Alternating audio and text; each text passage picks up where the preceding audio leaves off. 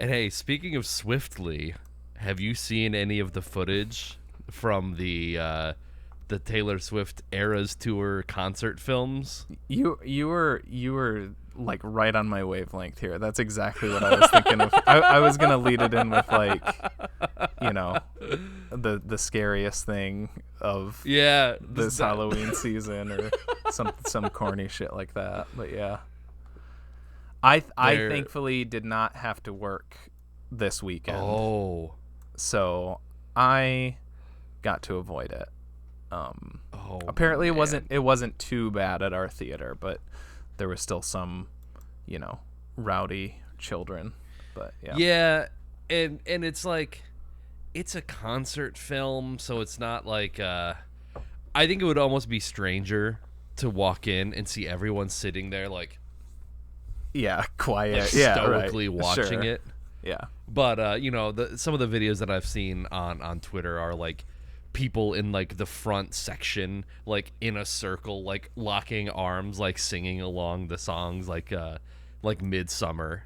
Like, I don't know, I think it's one of those things, because you're there for that film, it's not out of place.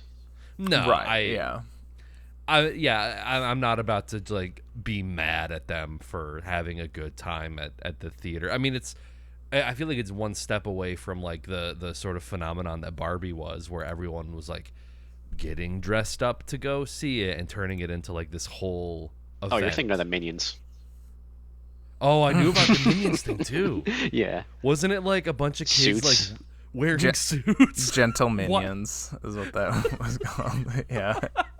I'm not sure if there's a name for that actual trend of doing that for movies. Why did they do that? It's so fun. Why did they do that? I don't know. It seems it was like reverse manufactured. Like, we got to do something for the Minions movie. Yeah, because I saw Rise of Gru in theaters like last summer, and it wasn't bad. It was kind of fun. I laughed a few times. It's silly. The Minions made me laugh though, so I was like, I didn't see any kids in suits though. Oh damn! We have to put you down now though. I know. I think all of my credibility. You've crossed like the boomer threshold. My credibility for this podcast is gone. Yeah. I mean, it's a harmless thing to enjoy. Although, yeah, I did. They're probably okay kids movies, Yeah. I think, I feel like the first one, Despicable Me. Yeah, I love that movie. It's great. Yeah. Oh.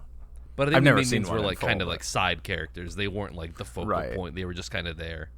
And now they're like the Mickey Mouse for Illumination. Yeah. Yeah. I was really sad to see the second one, though, where Gru got accused of sexual assault. That's why they called it Despicable Me Too. Oh, damn. Yeah. That would have that one in the chamber. I was gonna say, yeah. I did. Workshopping Andrew and I did. We reviewed the Despicable Me 2 soundtrack for my music podcast, and I said it then too. Oh, okay. But this is a different one, so nobody knows now. Exactly. We just have to That's not mention one. the other podcast. Yeah, I'm scrubbing that part of the show. I'm getting rid of that. Well, I'm not, because I'm the only one who's allowed to be original and funny on the show, which is why it only happens like once every 5 episodes. Yeah, that's why you kept sending me scripts this month. It was very weird. Yeah. What a strange journey we went from Taylor Swift to the Minions. Yeah. No, it's pretty easy to connect the dots. Like, they both have very rabid fan bases. That's true. Yeah. The Swifties are like, she's Gru to the Swifties Minions. Like, yeah. it is also started true. out as a thing that primarily like younger people liked, and now the fan base has just grown with it. Yeah. Yeah. That's the thing I've never really understood, was that like I just always thought of Taylor Swift as like a pop singer. Like, she was fine, but now it's like the zeitgeist, like the person. I know. It's so weird how it feels kind of manufactured. I don't know. It's weird. I think I like see what you mean, because for the longest time, she was just like another singer. She was a country singer originally, famous and stuff. But like, yeah, like she's like the most famous like musical artist, like one of the most famous people on earth now. And I'm like, where did that happen? Like, I missed something. I missed some like. It's got to be the marketing, the narrative, like the Kanye West incident, everything. That like, and like, I think one of the reasons she's re-recording a lot of her stuff is like arguments over who has the rights to her music, and then I think she got the rights, so she's redoing all her stuff to cut the studios out, like the ones that originally had it. That's so totally like based too. Like the narrative is that's awesome. Yeah, totally get behind that everything. I'm not like, but I think that's part of the reason. It's kind of all like played into it, but I feel like behind the times, it's just like whiplash. Like, since when? Like she was just like another person, right? Another singer, songwriter. I've got a Duds exclusive. 3 white men in their 30s don't understand Taylor Swift. Who could have seen this coming? Whoa! Holy shit!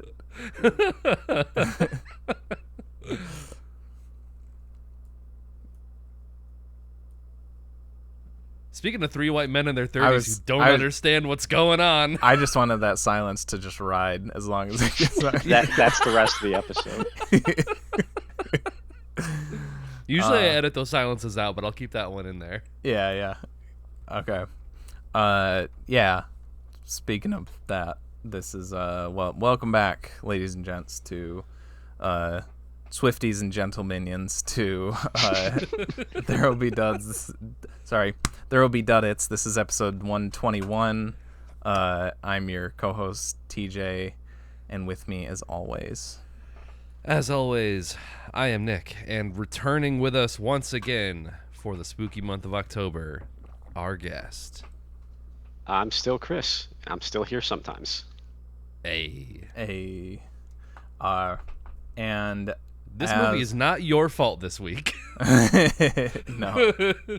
I enjoyed it. It's a dog pile on me. Okay. That movie that was mentioned that we're talking about is Dreamcatcher from 2003, directed by Lawrence Kasdan. It follows a group of friends who go for their annual hunting trip in the snowy wilds of Maine, and while they're there, they are encountered by aliens, military personnel. They also have psychic abilities and stuff. And then one of them gets possessed by a British alien named Mr. Gay.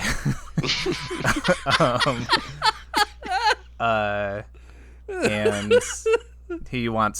Mr. Gay wants to end the world by turning everyone, or like reproducing his alien worm species, and they gotta try to stop him. And that's it. It's a Stephen King novel adaptation. And it's a pretty wild ride. It feels like it's kind of like old Stevie put in just kind of any, like, after that car accident, he like wasn't sure if he was gonna be able to like write anymore, so he's just like, I'm just gonna throw every idea I didn't get to in a book, or some that I have done millions of times before, like children's psychic abilities. But it's just like a hodgepodge of all these different, like almost like a parody of a Stephen King story. In a way. Did you read about the origins of the book? Did you read the book at all? Or read Wasn't about the his book at all? first one like after he got hit by a car? Yeah. Mm-hmm. Yeah, I'm well aware of that. Yeah. Because at the end of the movie, I said to Chloe, I was like, what are the odds that this is one of those books that Stephen King wrote, like, during those coked out years in the 70s, when it's like, if you ask him about it, he doesn't remember it. And then I saw that it was written in 2001, and I was like, oh, maybe not. And then on Wikipedia, King himself doesn't even really like this book anymore. Right. And he said, I don't like Dreamcatcher very much, and also stated that the book was written under the influence of OxyContin, which was due to the control the pain from his accident. So keeping that in mind, this movie makes perfect sense because that was my last thought was like, man, this dude must have been like riding high on something. It's like 692 pages too. Of course it is. Of course Just it is. insane. Yeah. Like, I mean, I would almost say, like, my initial gut reaction is like, there's no reason it needs to be that long. But also, as I said before, there's a lot going on in this movie. So maybe that page number is a little warranted. Yeah. See, I remember reading this book in high school and thinking, like, I don't understand a lot of this. Am I just, like, dumb, and do I just not get Stephen King? And then like all these years later, it's like, oh, he was out of his mind on painkillers. I don't feel bad for not getting what's going on. Did you go to a certain academy when you after you felt like you were reading this book? The R word academy that they kept referring to Duddits. They said it like twice. Yeah, you said that, and I was like, academy? No, you know where I went to school. Yeah. Yep. Go ahead. I was just gonna say the first 10 to 15 minutes I thought was a kind of interesting premise. Sure. I was like, okay, I thought it was gonna be more like an Until Dawn kind of situation. Because it's like, okay, 4 guys, they go to a cabin, weird shit starts happening. They have telepathic powers. They all come from like this shared trauma type deal. But then like Duddits is still alive. Yeah. I thought that they got like their psychic powers and they were talking about him like he was dead. Yeah, so I was like, yeah. oh, okay. That is what they it all seems have these like, powers, and it's because of like this shared trauma that they have of their childhood friend who died, and they go out to this cabin like in honor of him. And it's like, no, he's just like an hour and a half drive away dying of leukemia. Yeah. Like, there's like all the Native American imagery, and I was like, oh, they're going to be like Wendigos or like Native American could have been folklore. Cool. Yeah. I thought that's what they were going to deal with. And then Morgan Freeman shows up in a helicopter, and it's like an alien movie now. Yeah. It was jarring. In the book, I think Duddits plays a bigger part. So like, I know when Beaver gets it, like it cuts to Duddits like crying out, like hugging his mom and crying and saying that Beaver is dead, even though he's like a state away. Okay. So like in the book, they're more connected. I'm pretty sure, if I remember correctly. Okay. In IMDb trivia, it says that it referred to that as when Beaver gets killed by a shit weasel. Yeah. So is that like the proper? That's the proper terminology for him now. I mean, that's what Morgan Freeman calls him that. Oh. And I think he's maybe the other people call him worms, but yeah, right. I have known them. This is our second like Tremors movie. Yeah, true. Yeah, little alien worm thingies. Yeah. This one is framed better though. Yes, you can see people's faces, whole faces. I wanted to watch the rest, but I watched a couple of the special features on the DVD. One was like Stephen King talking about it and stuff, and it's just he specifically mentions his car accident, and like it shows there's like 2 car accidents in the movie, and I guess that was kind of like intentionally mentioned or whatever. And then he's like, oh, and and when I'm writing the book, I get to, I'm the director, I do the casting, I do the editing, but you hand it off to somebody else, and they have this whole team of people, and you don't know if it's going to be good, if it's going to be so-so, or if it's going to be bad. And thankfully, in the case of Dreamcatcher, oh boy, it's good. Is he still on the oxy? Kiss of death. That's every time Stephen King likes an adaptation of his work, it's terrible. Yeah. Yeah. What do you think of The Mist then? Well, I think he likes The Mist. I haven't seen The Mist. He actually, I'm pretty sure he actually praised that one for, like the ending deviating from his book, because have you not seen The Mist? You don't know anything about The Mist? I know the ending. Is that where like he shoots everyone in his family? Yeah. The military shows up, and then he realizes that he did it all in vain. Is that not how the book ends? No. TJ, correct me. I think he said he wanted like an Orson Welles ending where it's kind of ambiguous, like where you hear sounds out in the fog, but then it's still all them in the car and it cuts out. I believe so. Yeah, he doesn't kill them. I don't. Yeah, I don't remember if like the military shows up at the end, but it doesn't end with him killing everybody. So yeah, I think you're right with it being like ambiguous like that. And then I read Running Man, the short, and it is way different than the movie. Yeah. His short stories, I mean, are made into some of the most famous movies of all time. Like though that's Carrie and Cujo, weren't those both shorts? No, I think those were like 300-ish pages. I think those were. Or, yeah, no. I those think are short Carrie, stories. He originally threw away. Oh. And then his wife was like, "No, this is good," but I could be thinking. Oh, of okay. But the Shawshank Redemption is 115 pages. Stand by Green Me. Mile, Stand by Me, The Green Mile, and all of those are pretty like iconic, pretty well beloved. I mean, Shawshank Redemption.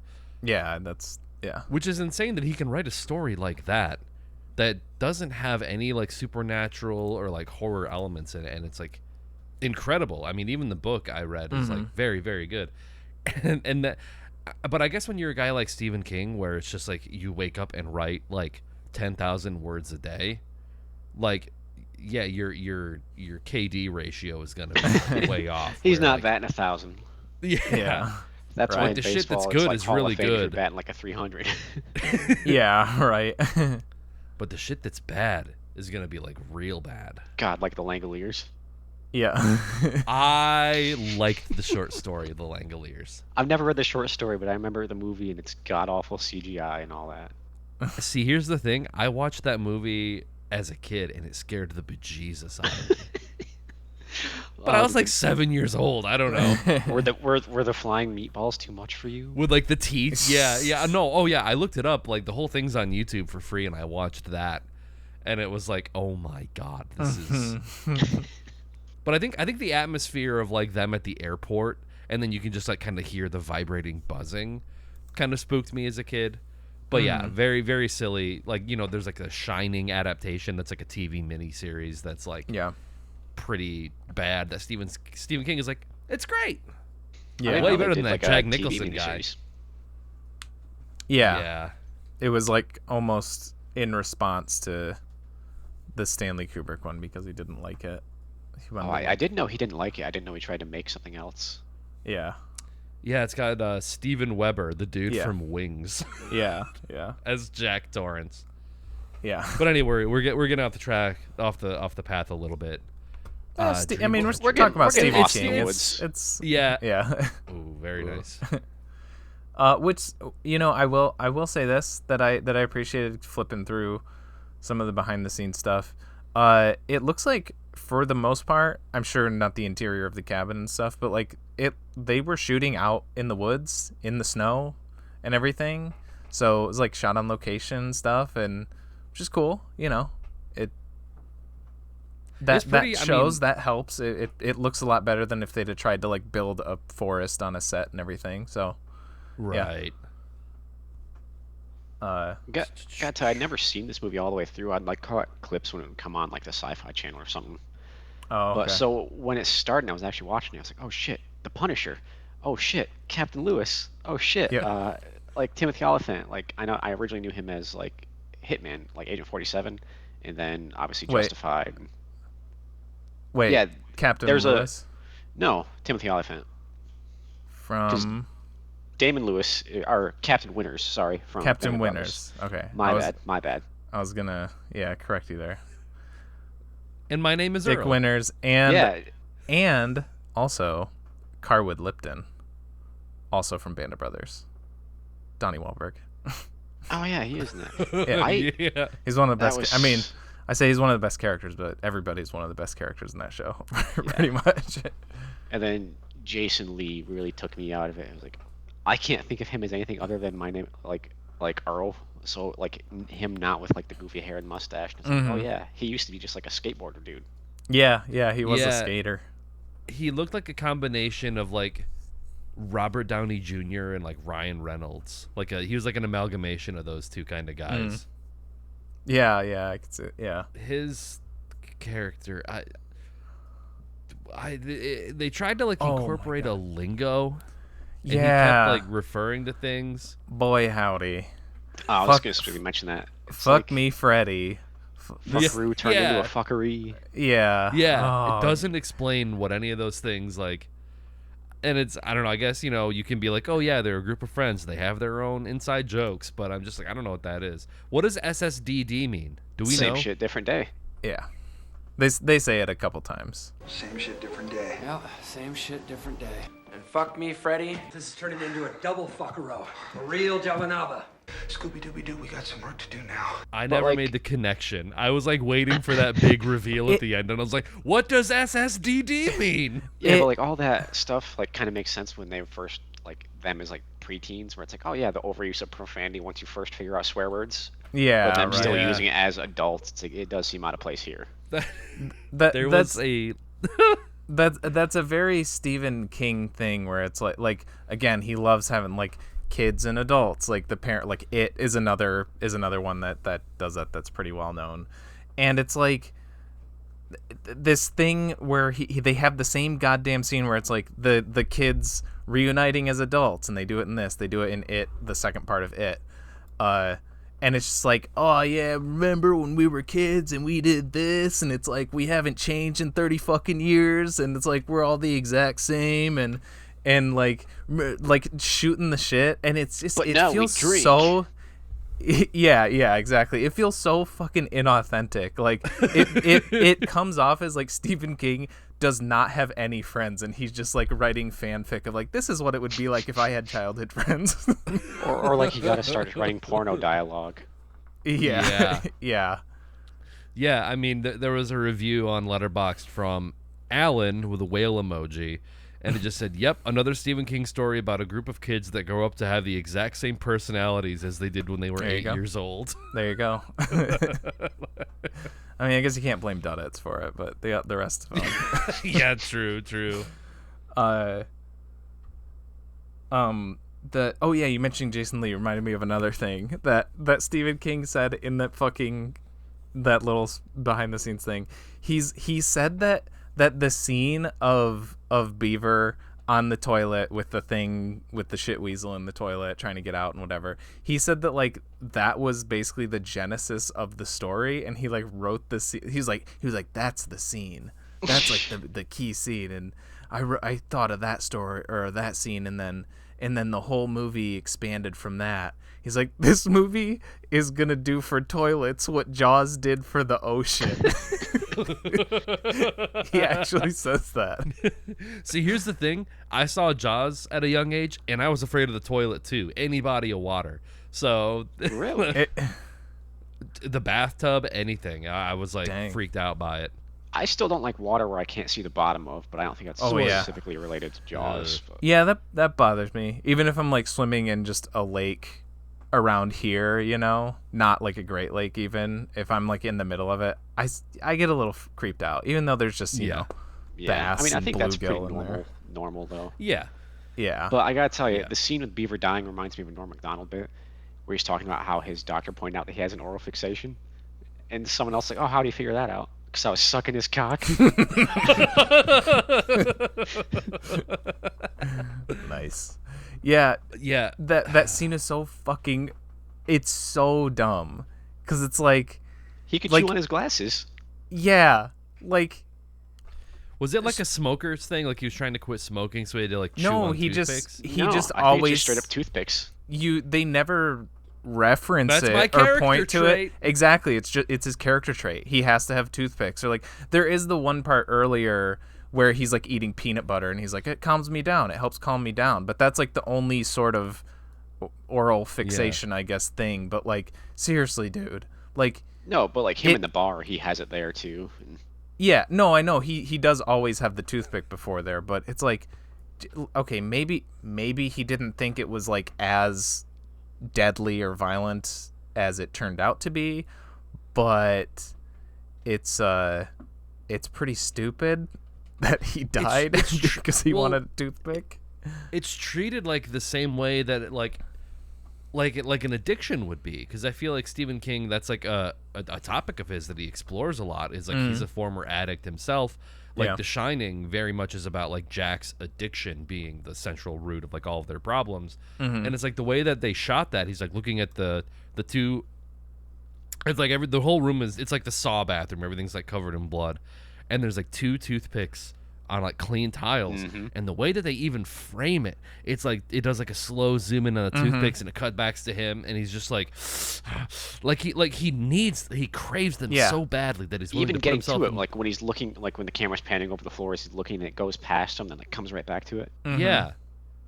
And I was like, why does he want these toothpicks so bad? But then I also thought of like Rain Man, that he's like how many toothpicks are on the floor? How many toothpicks? The rest of the movie is him just counting. Yeah. See, I think that was the point. It was like that point, and then like when you actually see the full alien, I was like, oh, okay, this is dumb as shit. Up until that point, I was intrigued. They meet a mysterious guy who has like one of those like huge distended bellies, and he's just it starts out in his chest, farting. Yeah, right. Like as soon as those sound effects start, it's like, oh yeah. Yeah. But I was like, oh, okay, this is where they're going to run into, like, he's going to transform into some sort of, like, you know, demon or apparition or something, and that's going to be the central conflict. And then he shits out a tapeworm, and then it turns into, and then they called them Ripley. Because I was like, oh, okay, they're just doing the thing from Alien. And then Morgan Freeman's like, we're calling them Ripley, like the lady from Alien. I was like, oh, okay. Very clever. Can you make it any very clearer? good, I'm not sure I Steven. got the reference. Can you draw me some sort of diagram? Bitch and a buzzsaw. I've heard some mighty burps in my time, but that's the Blue Ribbon Baby. I am so embarrassed. Rick ate some berries in the woods. Oh, no.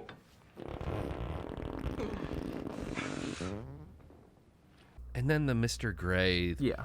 like That's what I was trying to Damian get to, yeah. Lewis talk. As soon as he was like, they did that thing where he was on the snowmobile, and they kind of did like the Gollum thing where it's like they'll show Gollum and then Smeagol talking to himself, and he's just like doing this over the top British accent. I was like, is that the manifestation of the alien? That's what I was trying to get to next, because it blows my mind, this fucking movie, because Damian Lewis, the person, is English. He's from Britain, and yet he does a great American accent. Like, I think the only thing I'd seen him in for the longest time was Band of Brothers, and thought he was American. He pulls it off. Yeah. I didn't know he was British until I think like early 20s. Until this movie. Oh yeah, yeah. And then he does the British accent, and it sounds like somebody like an American trying and failing at a British accent. Like, it sounds so fake and over the top. And he even does, like, I think it's like when there's like the police vehicle with the dog, and he's like, oh, thanks so much for stopping, governor.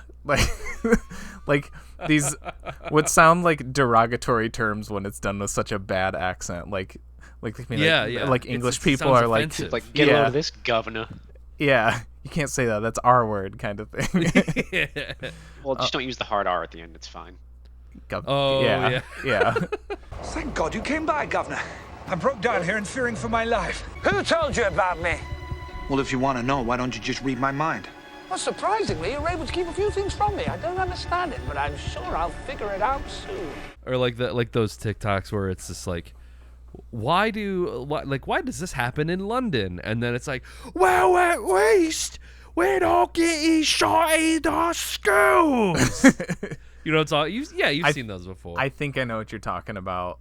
It'll just be like some innocuous video about like, oh, British people drive on the left side of the road or the right side. Yeah. Well, and at then least, one about like school shootings or whatever. That's what you were saying. At least I'm not getting shot in math class. Yeah, and it's like this like horribly disfigured, like ugly with like face, huge teeth. Yeah, that's so it's like that, and then Damian Lewis's American doing a British badly accent. Yeah, the Mr. Gay. That's what it's. The Mr. Gay voice is halfway there. Yeah, and then like on top of just the weirdness of that like that choice. Like, was that him? Was that Lawrence Kasdan, or was it the? Well, I think Lawrence Kasdan did also write it too. I don't know if there's someone else, but like, Stephen King wrote it. Weren't you paying attention? Oh yeah, right, yeah.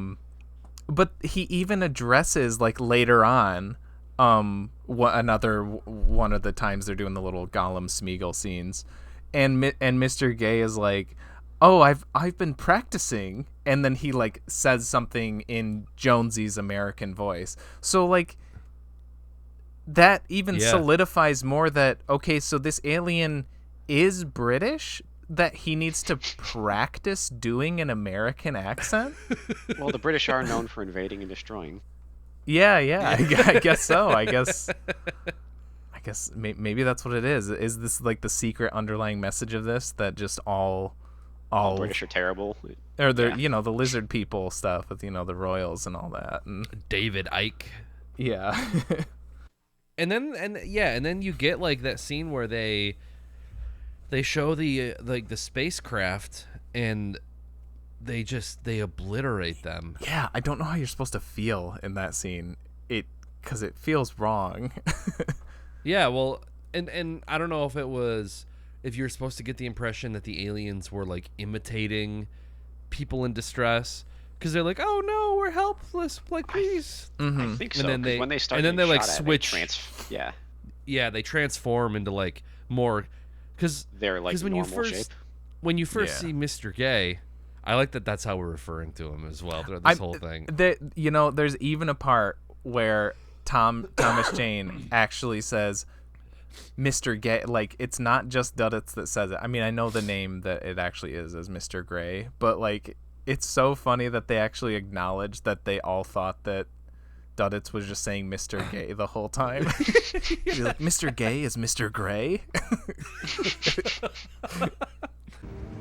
Only he's in Mr. Gay. Mr. Gray. That's right, Duds, he isn't Mr. Gray. Mr. Gay is Mr. Gray. But like, when you first see him, he looks like a stereotypical like alien with the big head and the two little eyes, and I'm like, oh my god, this is the most like, it's supposed to be like Mr. Gray as in like Gray Man, like the little gray guys from like Roswell. Yeah. That was like, yeah. But then they just obliterate all of them. Yeah. Which, I don't know, I guess it felt like an unnecessary scene, because you knew Extremely. that they existed for like, you knew that they existed for as long as the scene lasted, and then they all got killed. So exactly. At that point, don't even show, like, just say like, oh yeah, we destroyed one of their ships and we lost a couple men. I think maybe it's supposed to show like the weight of command, because like it's like Owen's first, like he's going to be taking over, so like Colonel is having him lead the attack run, and it's like, oh, this is what happens, you are responsible. Yeah. Which, speaking of the Colonel, some more of that Stephen King subtlety that we've all come to know and love. In the movie, his name is Colonel Curtis, but in the book, it is Colonel Kurtz, as a direct reference to Colonel Kurtz from Apocalypse Now. Yeah. Yep. In case it wasn't on the nose enough for you. Yeah. I did want to talk about the book, because I've read the synopsis of the book on Wikipedia, and it mostly, the movie is pretty similar for the most part. You know, some minor deviations as is normal, but then wild that they changed this for the movie. The ending, they get to the water treatment, or the reservoir thing, and Duddit shows up and confronts Mr. Gay and defeats him by using his psychic abilities with Jonesy and Henny,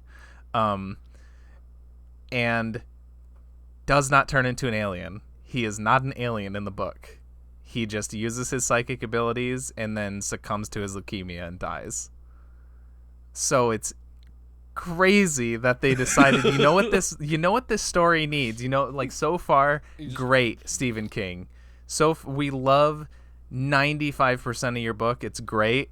Best thing you've ever written, but we need Duddits to turn into an alien at the end. It's the one thing that you're missing.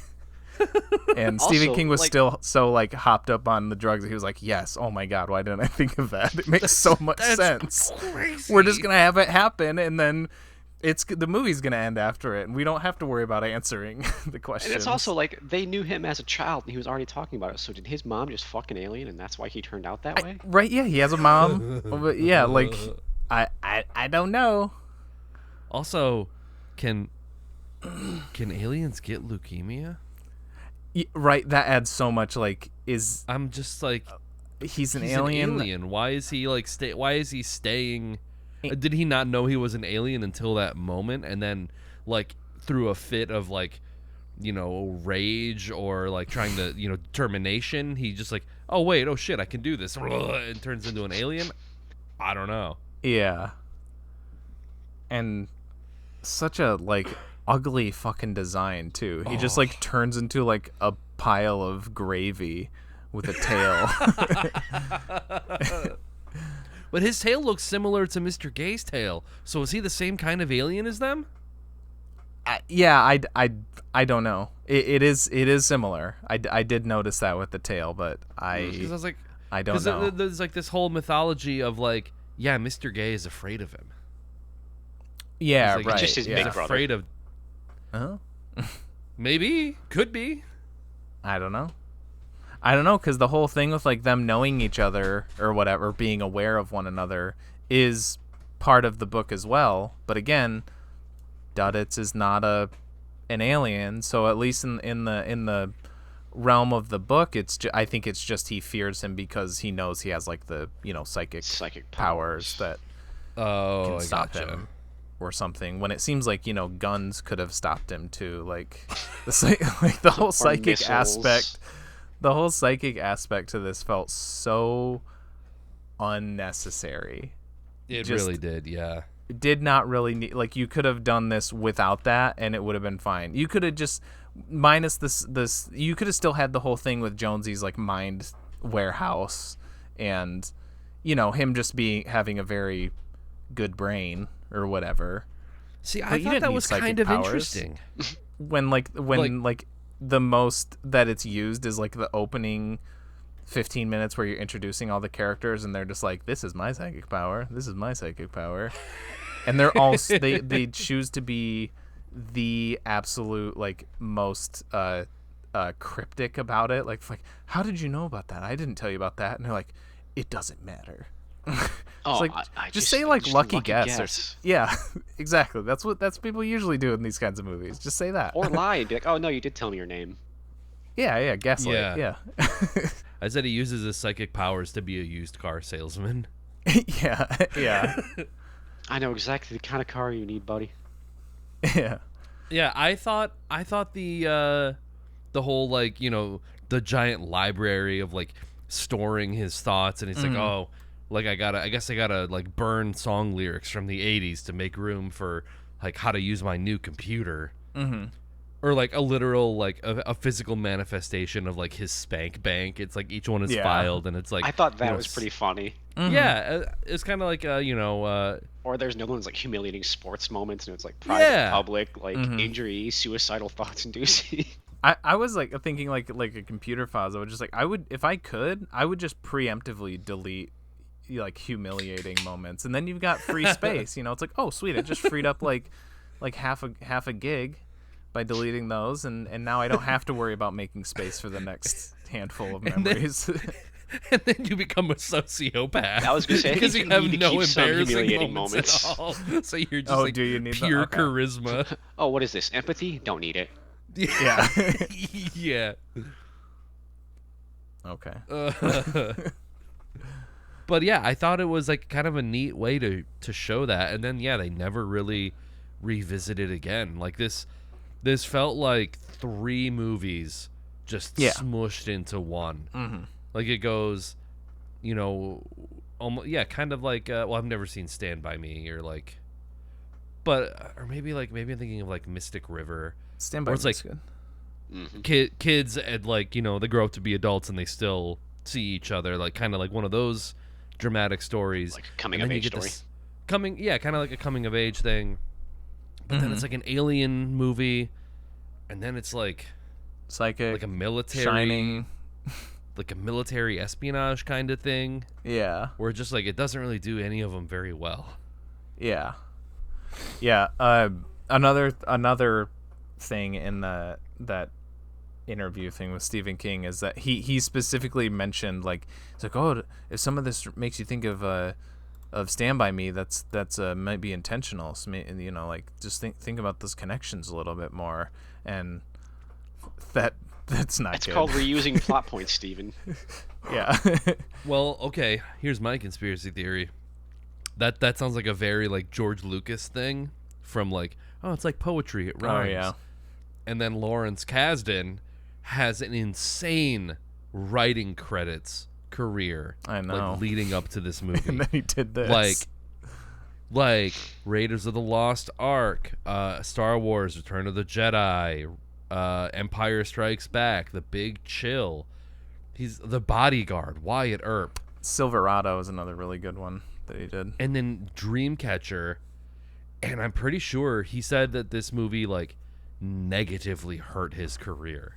Dang. I'm not surprised. I mean, like bad. I will say not too much, because he did also he wrote, or at least was a co-writer for The Force Awakens. So I mean, didn't hurt him too bad, but maybe it set him back some.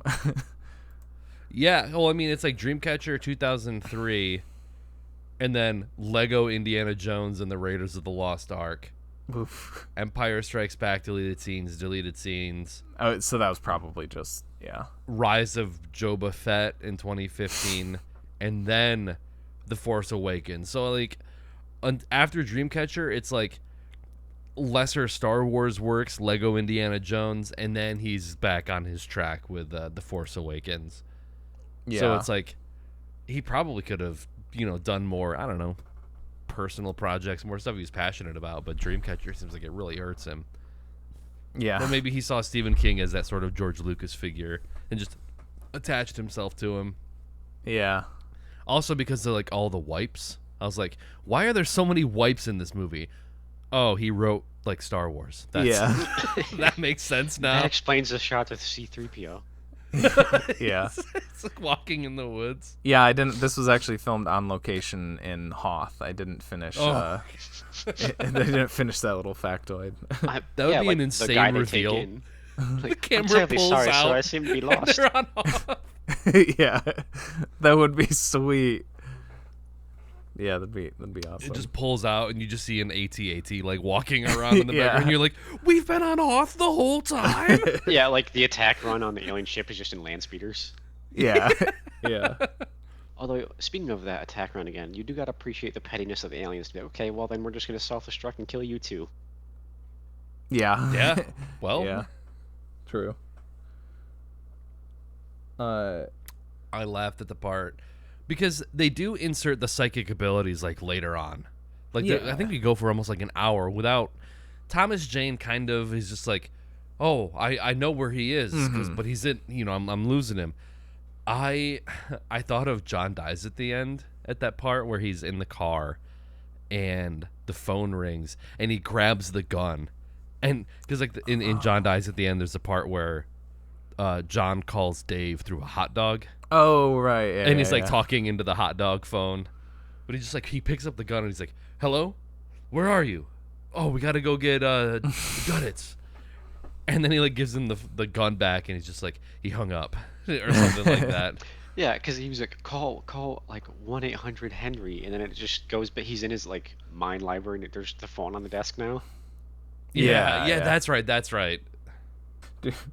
Do we have anything to say about Donnie Wahlberg's performance? Or do we just want to sweep that one under the rug? I think there's something that Robert Downey Jr. could say from a different, more famous movie, perhaps. I actually wrote that down. I Did didn't you write write? Well, in a more PC way, in a way. I said Donnie went full Simple Jack, which is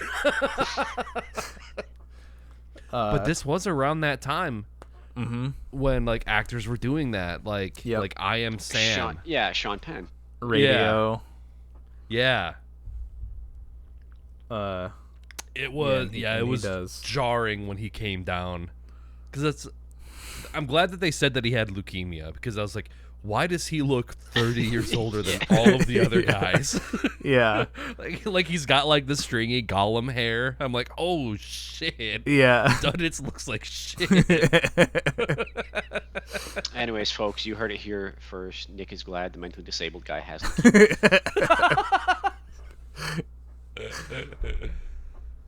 Yeah, that was a tough one. That was a tough one to watch, because I knew he was coming, because like the way that they were talking about him, I thought the character was dead, so I was almost expecting like a flashback or like an apparition. And then nope, he's still alive. I don't understand. I know. I was like, why don't they invite him out to the they like do a toast to him at the beginning, like when they get out to the cabin for the first time. They're like, to Duddits, our Dreamcatcher.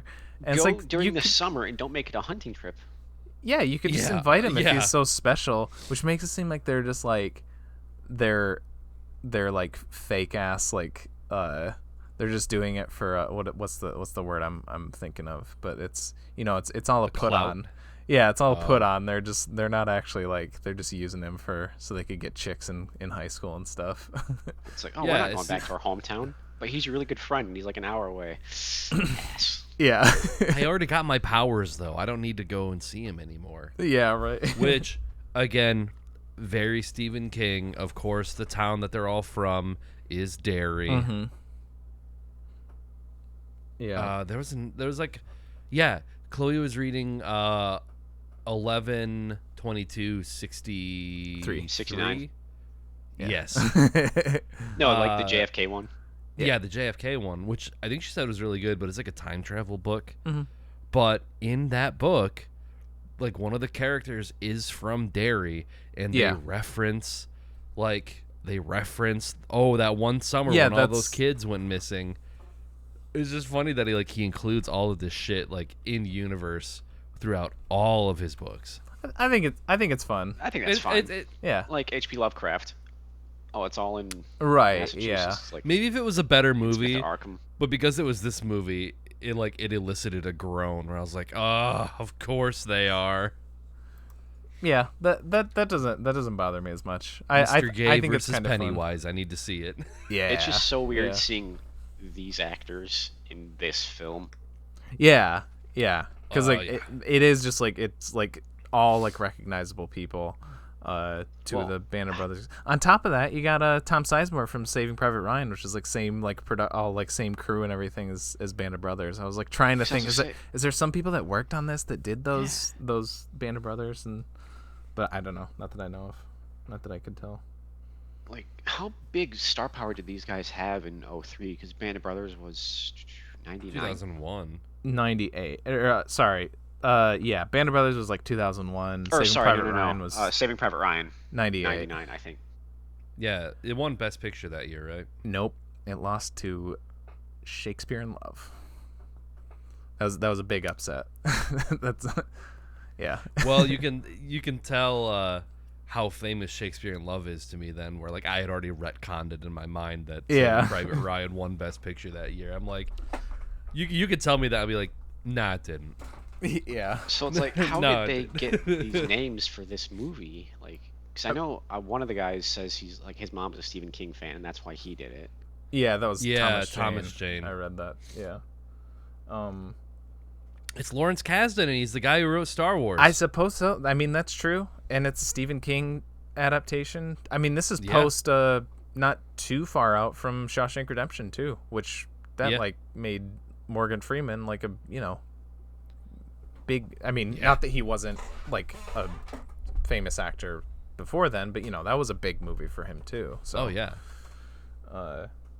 man, imagine if like Tom Hanks is in this too.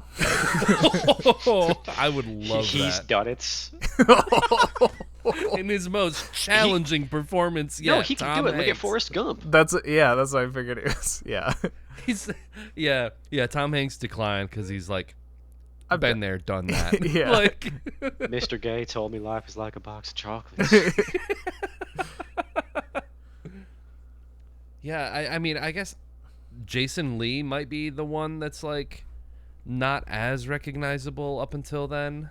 Yeah. I guess. Okay. Well, He's in like the on his Kevin Smith Wikipedia, movies.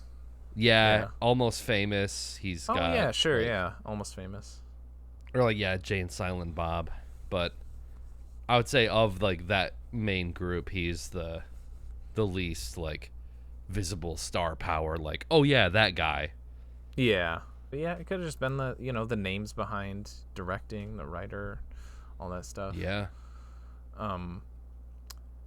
I did note that this is scored by James Newton Howard, so that's a back-to-back dud scored by James Newton Howard because he also did The Happening. That's right. I think we talked about that too. Yeah. That's the M. Night Shyamalan one, right? Yeah. Yep. That was Am the I last. out of my mind, or does it have Mark Wahlberg in it? It does. Yep. And it Yeah, I've seen certainly a in the- lot of Donnie Wahlberg lately, especially watching the Saw movies. Yeah. Yeah. Oh, I thought you were Which- just watching New Kids on the Block videos. Hell yeah. Which you probably have seen my favorite scene with Donnie Wahlberg in Saw 4. What was that? Oh yeah. Yeah, that's good. They brought him back just to do that. Yeah. Just to squash him. Oh, one thing I want to point out, I'm not sure if it's intentional, but when Colonel Kurtz gets in the chopper and takes off, one of the soldiers chasing him completely eats shit. Oh really? Yeah. Nice. Maybe that It's was one of the a- guys on the left and just Maybe that was a subtle reference to Star Wars because there's a, or I'm thinking it's not quite a eating shit, but there's the head donk. Do you know what I'm talking about? In A New Hope. yeah, with the stormtrooper. Yeah. There's a, if you don't know, Nick, there's a shot, and like if you know it, it's all you can see. If you're aware of it, it's the only thing you see in the shot. But it's like it's a group of stormtroopers like coming into a room in the Death Star, but like they start entering before the door is fully up, and you can see the one in the back go doink. Because don't they in one of the movies? I think they have Boba Fett or Jango Fett do it too, as like a reference to like, oh yeah, they have his maybe. DNA. Oh, okay. I don't know about that. I could see them pretty doing good. that. I might be wrong because I think at that point they wouldn't all be clones. But I swear to God, in 2 they have Jango Fett bump his head on something. They might. Yeah, I don't know. I mean, he bumps his head on Samuel L. Jackson's lightsaber. Oh no, I think it's when he's getting into Slave 1. He like bumps his head on the way in or the way out. Oh, okay. Okay. I looked up the scene. Yeah, that's that's pretty great. He just Yeah.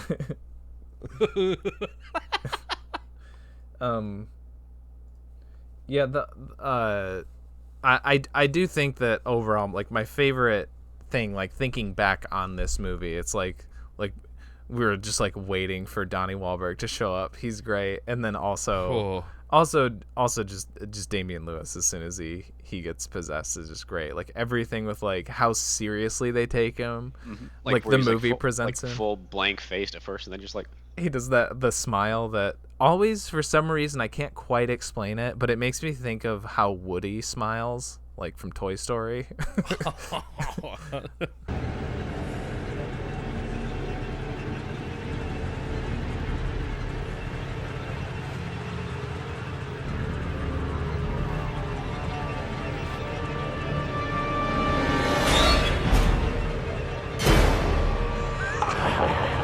And like if you'd like watched it again, you'll know, like every time there'll be parts where he's like walking away from the camera and he'll put his hood up and it'll go like whoosh. Yeah.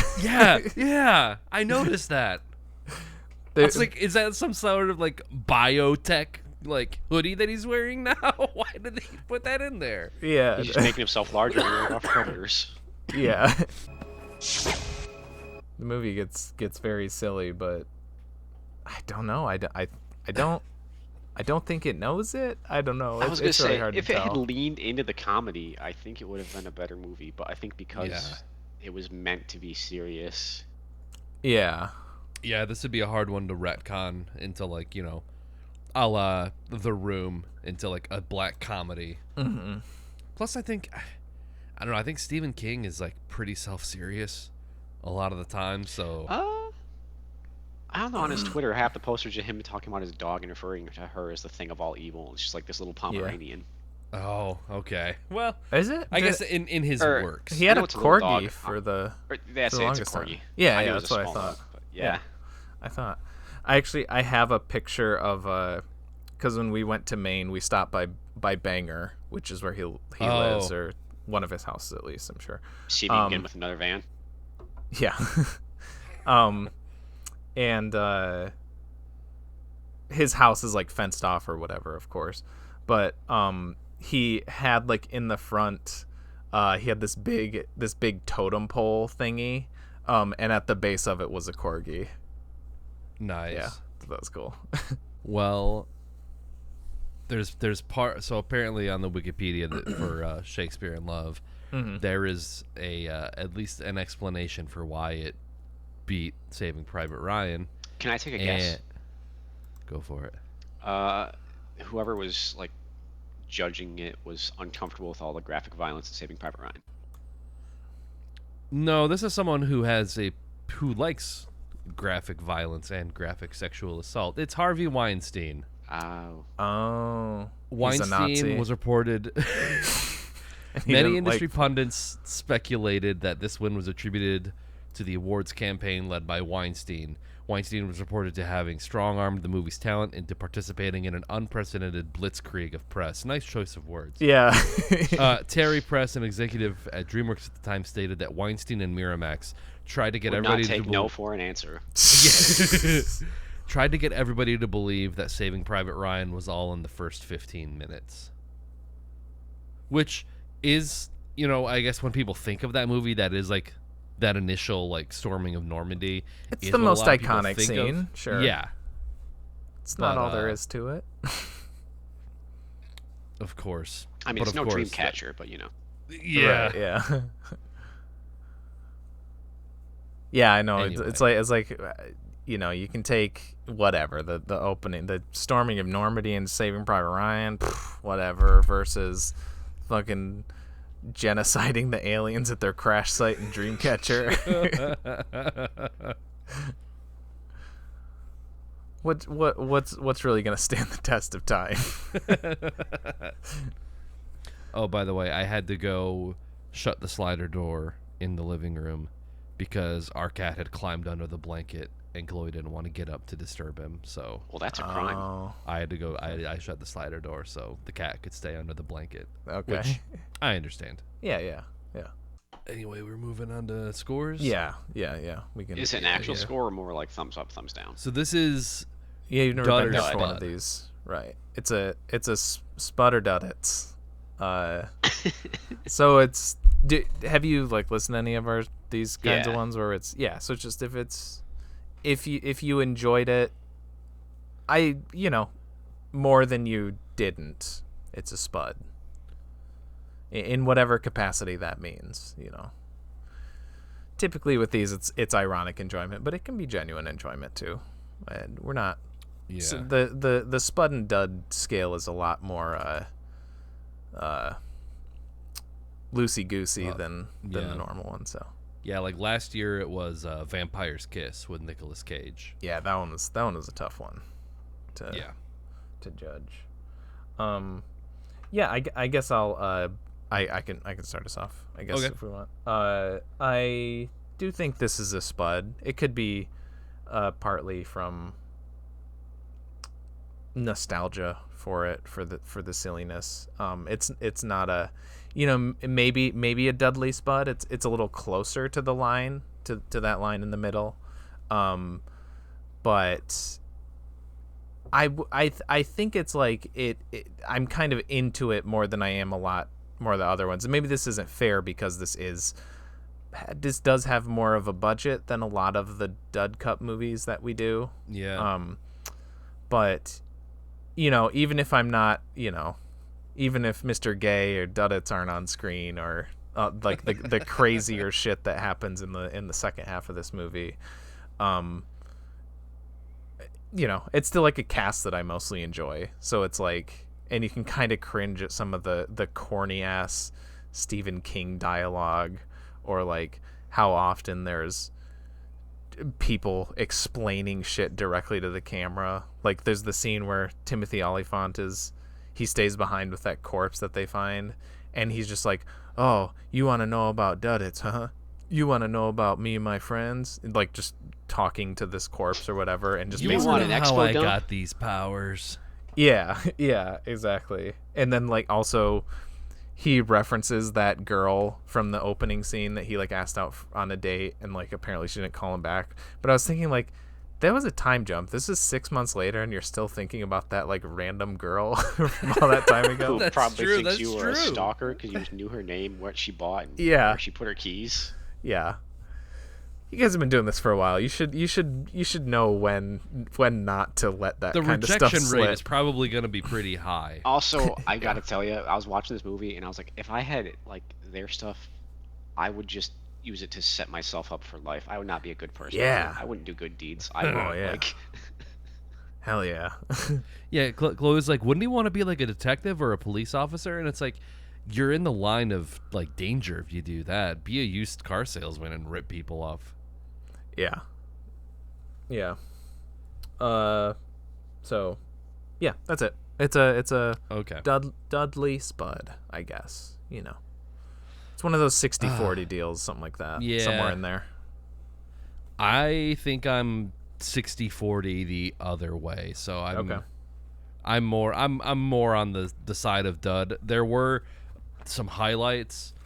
The Duddits as like Donnie Wahlberg was pretty great.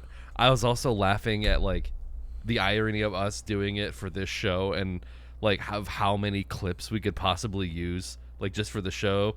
Like I think one is just like, oh, I mean he's just like I've just been thinking about duds all day. And I'm like, hell yeah. Or like the part where he's like pissing duds. That's what in I was the thinking. snow. I really want to use that for like That's our new we logo. gotta use it for something. yeah, exactly. And for the first like 15 minutes, I was kind of interested in where it was going until it turned into this hodgepodge of science fiction, military, psychic, whatever like bullshit stuff. I didn't like have ironic enjoyment or laugh nearly as much as I think I would in like a Spud movie. So there are some moments that are very enjoyable and very strange. You're going to get that with anything adapted from Stephen King if he has any sort of say in it. So yeah, it's weird seeing all these like at the time, you know, A-class actors all coming together for something than just producing something uniquely terrible. But it is unique, so it has that going for it. Yeah. So it's a dud for me. I enjoyed the watch. I mean, if you're looking for stuff to analyze, it will fall apart, but it's a Spud in my book. It's a real fuckaroo, but it is close to being a fuckaroo. Yeah. Damn. That's our spooky month. We're going back to normal movies, although like I said before, our peripheral horror movie watch is probably going to bleed into the next couple episodes. So it's weird to be like, I'm still in horror mode, but for the next, 2 episodes. The week before Thanksgiving, we're still going to be talking about horror movies. Yeah. I'm going to be like marathoning horror movies, and then, we're going to have to watch, No Country for Old Men. I mean, that I should have picked something a bit more out of the wheelhouse. That's still kind of grim, and at least it's, Yeah. a thriller, I guess. We're watching maybe the that's Barbie movie. All right. Yeah. That's the kind of stuff I need to pull for. Yeah. But yeah, if we want to, do we have anything that we watch? Do we experience anything? Well, there's a couple of movies I still want to watch before October is up. I want to rewatch Sinister, and I want to watch The Crazies, another Timothy Olyphant movie. But yeah, that's on Oh. my list. I did make up a lengthy, like, there's no way I'm getting through this, but I did make up a nice letterboxed horror list. So I've got that to refer to. Yeah, we watched a few. I was gonna put these.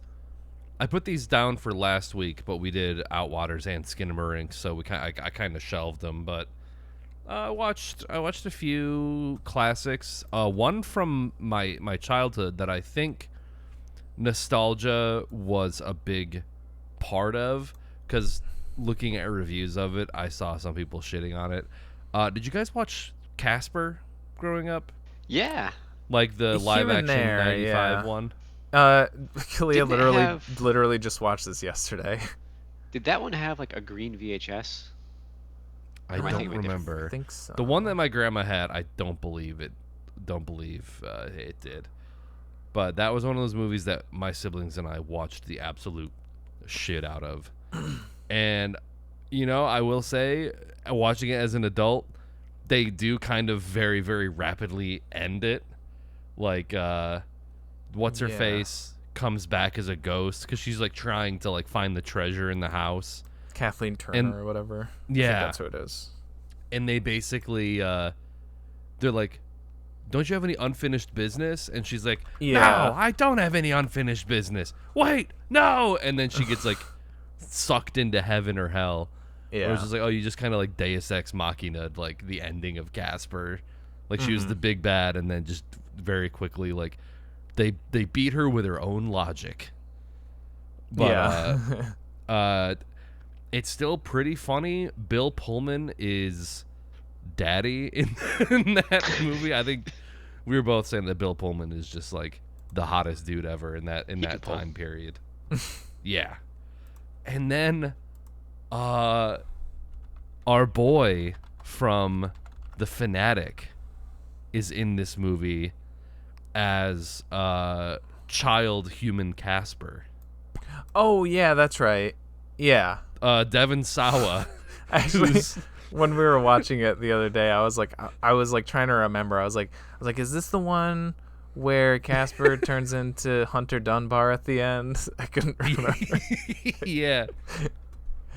But it was a really cute movie. It was really funny at times. I always remember the priest. What's his name? They bring him there to like try and like cleanse the house because they're trying to kick the ghosts out. And he shows up. He's like, "Oh yeah, it'll be easy. Piece of cake, piece of crumb cake, so easy." And then he goes in, and then you hear like Stinky Fatso and Stretch like laughing and doing shit, and he comes back out, and his head is completely turned around. And he's like, "Oh yeah, it was really easy. Piece of cake, piece of crumb cake." Man, speaking of pulling some big names too, I couldn't believe like I watched this. It wasn't like one that I grew up with. I watched it a few times as a kid, so I remember the ending. There's a lot that I remember, but a lot that I forgot. But there's a scene where Bill Pullman turns into Clint Eastwood, and then he turns into Mel Gibson. Yeah. And then I think somebody else. And Rodney Dangerfield. Yeah, Rodney Dangerfield. And then the Crypt Keeper. It's like, damn, those are some fucking huge names from mid-90s for like a 10-second cameo. Yeah. That was crazy. Yeah, definitely didn't remember that from like being a kid watching that. Did not realize that was in that. Probably didn't know who they were, really. All right, another quick aside. Yeah. Because I knew the name David Sawa, and I was trying to think of what movie I really liked that he was in. Idle Hands. With Seth Green. I knew you were gonna say that. I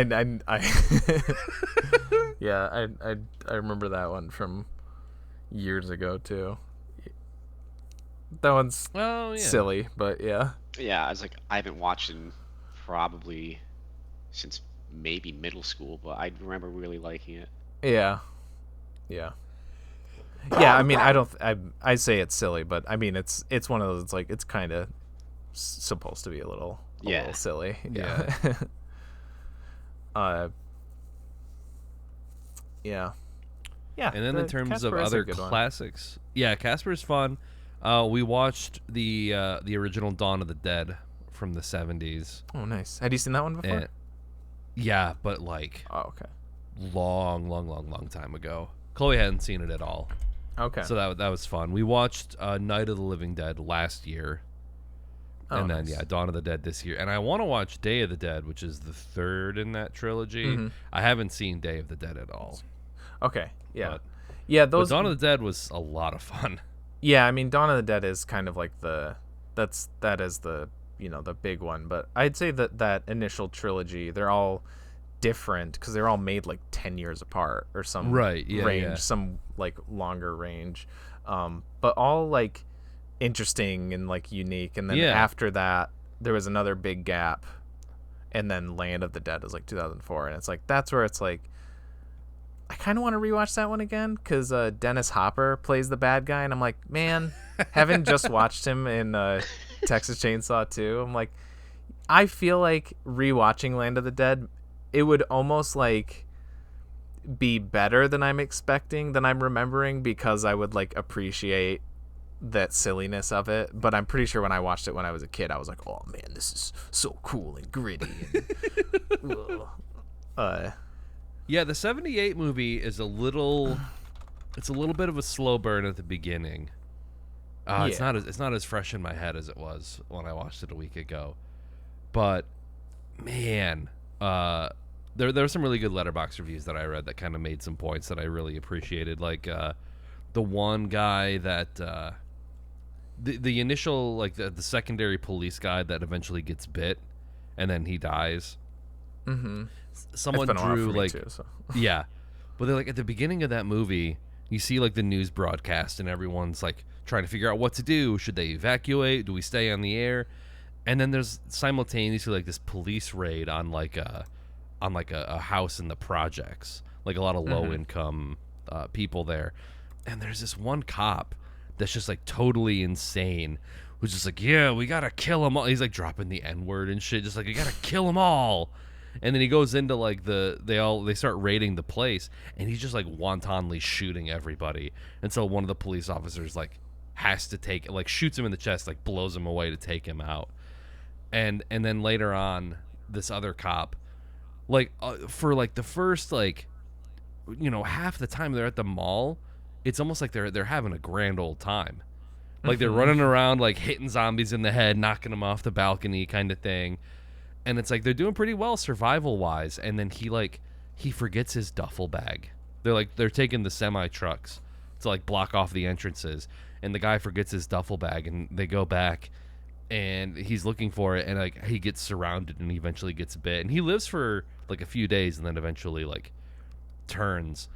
But it was like I really like this observation. It might have been like Will Menaker on Letterboxd, but he's like at first viewing, like I was kind of upset that this guy, like I thought they were doing really well and he died of a dumb error.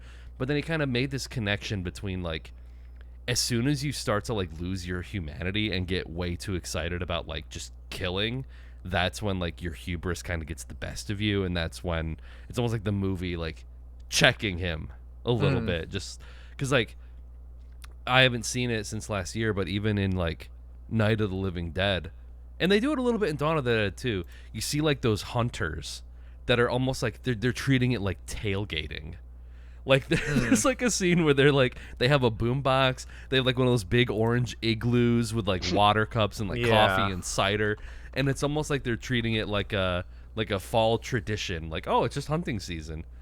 So I kind of like that commentary a little bit with these kind of movies, because I think it's not like super beat you over the head, but I think there is some sort of like social commentary. Oh yeah, with Dawn 100%. of the Dead, especially like all of the Romero ones. Are social commentary movies. Yeah, especially the very first one. Yeah, that is true. Yeah. That is one of the bleakest endings of a movie. I remember just being like in disbelief. Yep. Yeah. But I like in this one, it's like they come to the mall, they don't know why, but something in them, it's just some sort of familiarity. It's like, oh, they're all a bunch of zombies and they like must consume. Literally, yeah. That's what he's going for there. Yeah. I think but there's just like a meanness to it that I appreciate. Yeah. I think the another one I do need to revisit to see if it holds up is the Zack Snyder remake, because I fucking loved that movie when I was younger. The one with Ving Rhames? Yeah. They were like the fast zombies in that one, though. I remember the opening sequence of that movie. Yeah, that's right. She wakes up in bed and there's like a little girl in their room, and like she attacks her husband, and then she like looks outside and there's. That's that Luis Ferreira guy, the one that you mentioned from the one of the Saw movies. That's what I still think of him from Dawn of the Dead. Oh, that's him. Oh, okay. Stargate Universe. He's the captain right. of Stargate Universe. Yeah, but he's just in that opening scene. Then he gets turned. But yeah, I remember it's written by James Gunn, which still gives me hope because I generally enjoy his writing. I kind of want to watch them. I kind of want to watch that now too.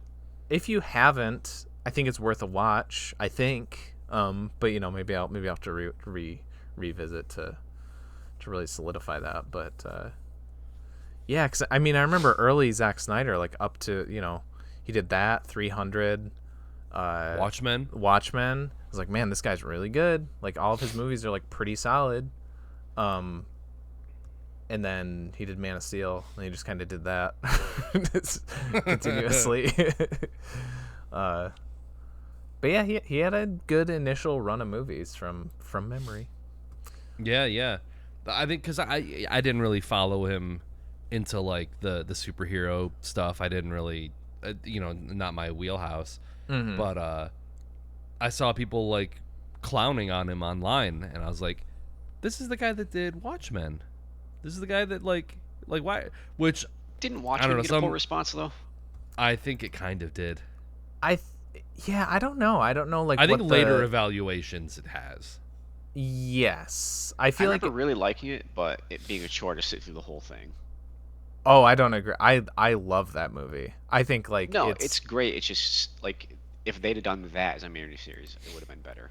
Yeah, you're probably right. Because have you seen the miniseries on HBO? Because I have heard great things about it. Rules. It is fucking awesome. It's one of my favorite shows. It's so good. It is more like a sequel. It is. I should say it is a sequel because it takes place like kind of like the setup and all that. Yeah. So it's like modern day. So some people.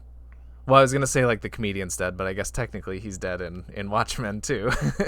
But yeah, there's like certain people aren't in it. But yeah, I thought it was fucking awesome. It's definitely like different. It does its own thing. It's not trying to tell the same story, but it's awesome. But I still love the movie. And like every time I watch Watchmen, I'm like, I feel like this is what people see when they watch Man of Steel or Batman vs Superman or Justice League, because I know he does the same like overuse of slow-mo hero shots, doing this, but that's not all it is, because I fucking hate Justice League and like his DC movies, but I still love Watchmen every time I see it. At the time Watchmen came out, it that predated all of that shit, so it was like that did help. It's a meme now, but like back then it was like, oh, interesting. Kind of, I don't know. Doesn't 300 also have like a bit of like stylized slow mo? Yeah. But I think a thing with those too is that like that fits the vibe of those more.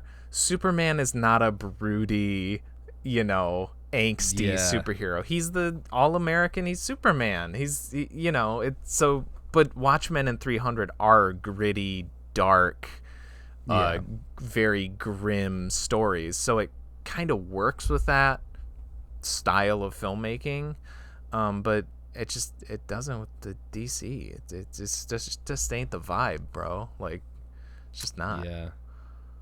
Yeah, they're trying to do that Christopher Nolan like Dark Knight, like right. Those that. But again, like those are movies that balance that brooding darkness with like the performances and the strength of the writing and a lot of the not a overuse of effects like CGI and no mustaches were CGI'd out. Is that one with that's Justice Henry League Cavill? Yeah, he he was doing a movie that he cared more about, so he wouldn't shave his mustache. Which respect. was the right move, because the other movie was Mission Impossible Fallout, which rules. Much, much better than Justice League. So that was the right choice. He knows what he's doing. Yeah. He's pretty fun, too. Like, did you ever watch The Man from U.N.C.L.E.? Yes, I love The Man from Like him and U.N.C.L.E. Armie Hammer? It's Yep. great. Yeah, that movie is awesome.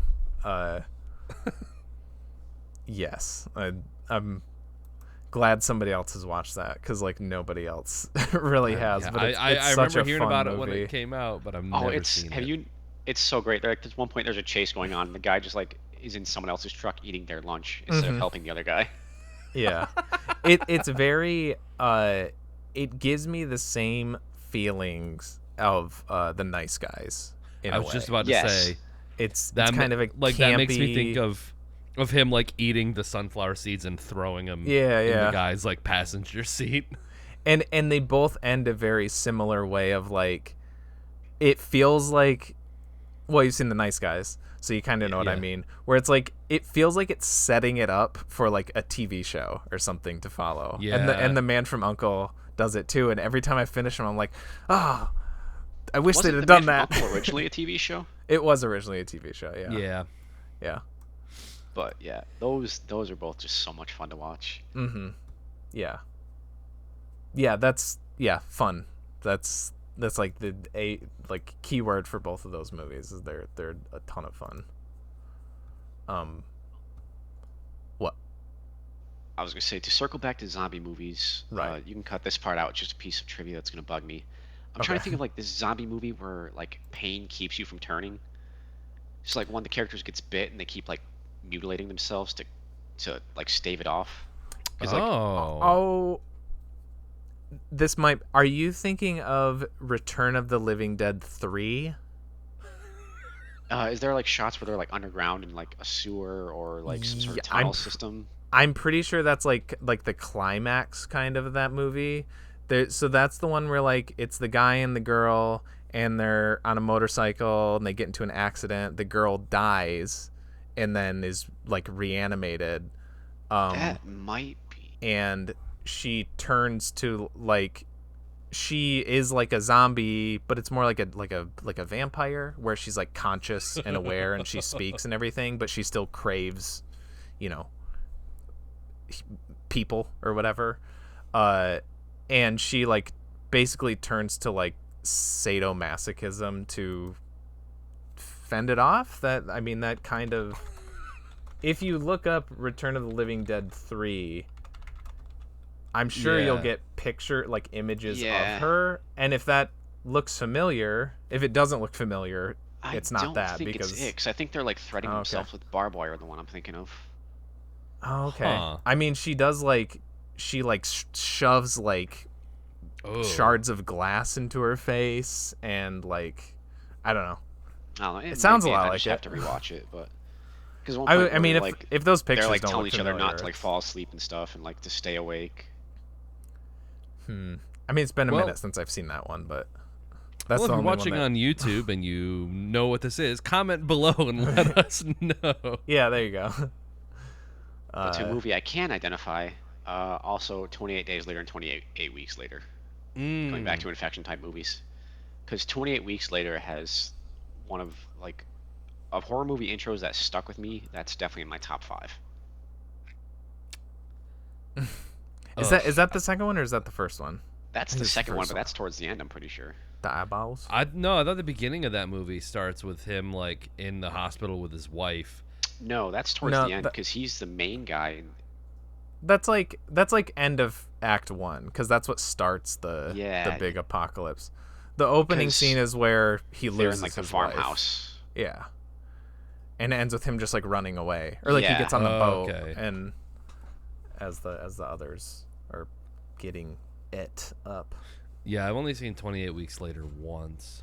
Okay. I have been really wanting to rewatch those, especially the first one. Yeah. Because it's been a minute. Oh yeah, it's Alex Garland too. Yeah, Alex Garland and Danny Boyle. Yeah. shot on like DV cams or something. Yeah. But yeah, that I remember that being like such a crazy, like, Danny Boyle just had a wild run around there of like he did like a horror zombie movie, which I don't know if he'd ever really done before. He did Sunshine, a science fiction movie. He did Slumdog Millionaire, like a feel good like Oscar movie. He did Train Spotting, yeah, of course. 127 hours. 127 hours, yep. It was just like a wide range of genres, and all at least pretty good. I love Sunshine, love Train Spotting, love the one that I just said, 28 Days Later. And then I liked 127 hours. I've only seen it once, but yeah, solid flicks.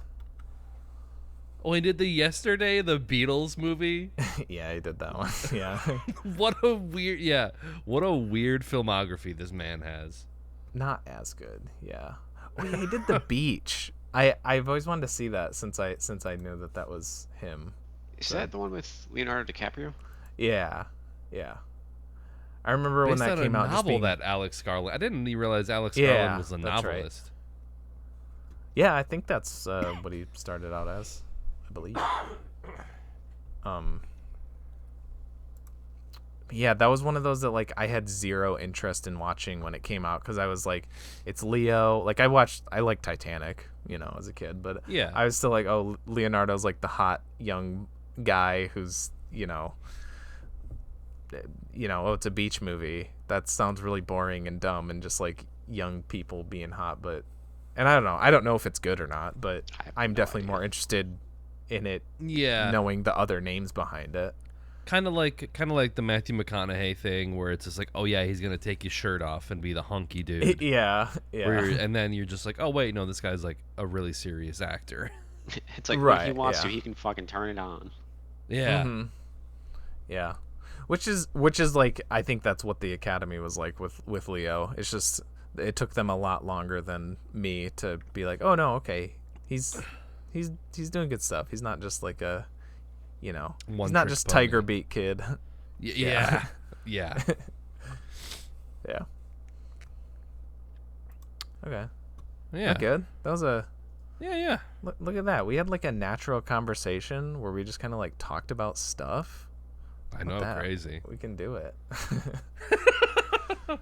Oh, this is gonna be weird. Back to normal movies. Back to normal stuff. That's what I'm saying. We're going back to normal movies, but I'm still in horror mode. I just watched Dreamcatcher. I'm primed for some like grotesque, horrific shit. Yeah, I'm seeing Saw X tomorrow. Hell yeah. Okay. Oh, that's one that we've already done. Haha. I was wondering when that was gonna happen. Okay. All right. Okay. All right. So we're still kind of in the vein. We're still kind of in the realm. All right. Sort of. It's an oldie. Pretty oldie. Might be the oldest one we've done. From 1931, directed by Fritz Lang. We're gonna watch M. Sick. M. Just the letter M. This was a Criterion blind buy for me, so I actually have this one. Oh, nice. It was one of those that I was like, oh, this is like a famous movie. I should buy this. You were saying oldie and like keeping in the same vein. I was like, I wonder if he just pulled Nosferatu. Oh yeah. I've never actually seen that in full, and I have been Neither. interested. I could throw that in there. Yeah. Yeah, so anyways, M. That's M movie. Fritz Lang. Is on Plex. It's on HBO Max. And then it's on a couple other spots for rent. So yeah, watch it at one of those if you don't want to be spoiled for it. And check out its prequel, the B movie.